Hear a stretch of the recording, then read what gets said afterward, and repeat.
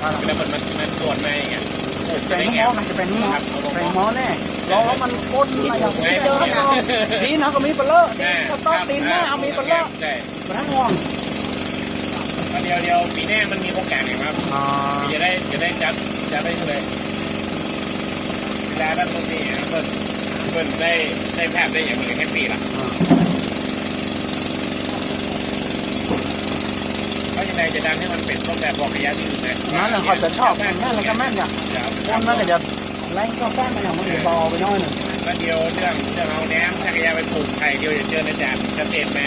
เพื่อบนวันนั้นพี่แจ๊แบบลงไปเป็นไผ่เป็นอย่างแต่ซื้อลงดินเนี่ยครับมันจะต้องมีผลการรับรองนี่อาจจะได้พูดได้เนาะถ้าเยาคนเดียวหนีใครรับรองอ่ะเดี๋ยวผมรอคนเขาไม่โคเดี๋ยวจะลุยแล้วมันจะแต่งพูดเลยเอาไปปลูกต้นพันธุ์ไงแรกครับเฉพาะที่ห่อหรือเฉพาะเชียงใหม่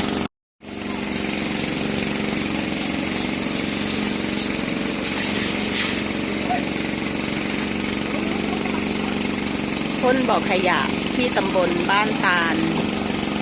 จังหวัดเชียงใหม่ค่ะอันนี้เป็นแหล่งน้ำเน่านะคะ